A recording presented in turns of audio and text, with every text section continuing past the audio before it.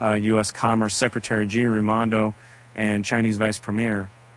Lifeng spoke Tuesday afternoon in Beijing to discuss ties between the world's two largest economies as the nation's CTE strains.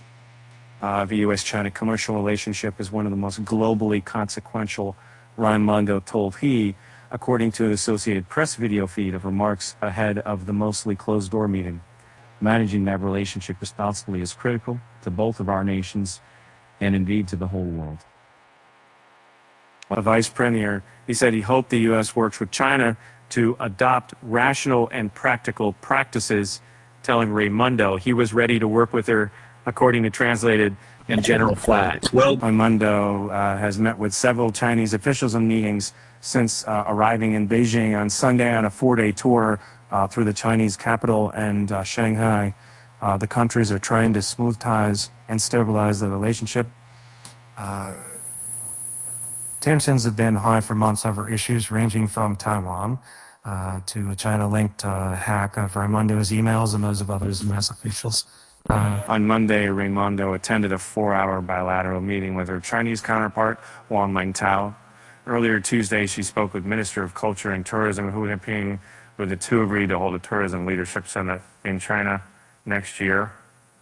Raimondo says she and Hu agreed to work together to advance our people-to-people ties through increased tourism and educational and student exchange.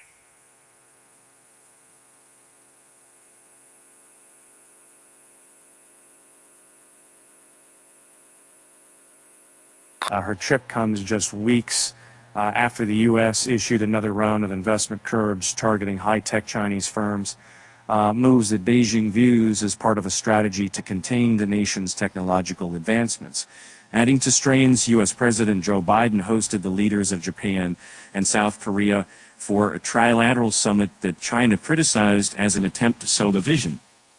Raimondo said a goal in China is to explain Washington's rationale for investment controls to the Chinese and emphasize the U.S. does not seek to limit China's economic growth.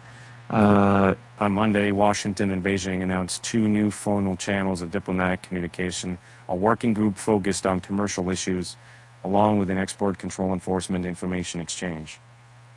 The latter is intended to explain its policies to the Chinese government without negotiating on national security.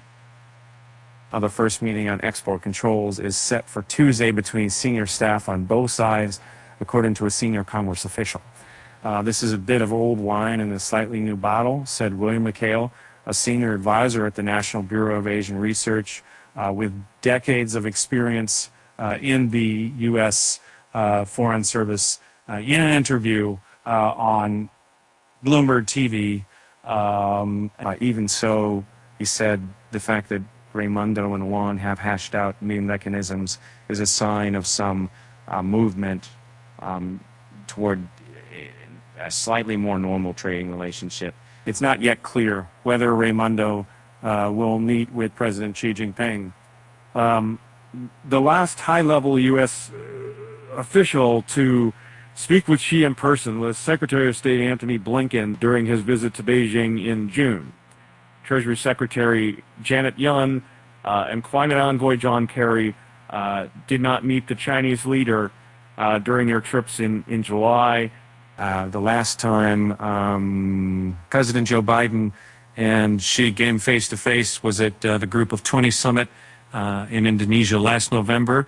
They're slated to see each another again at the upcoming G20 in India next month, though it's not clear whether they'll hold a one-on-one meeting.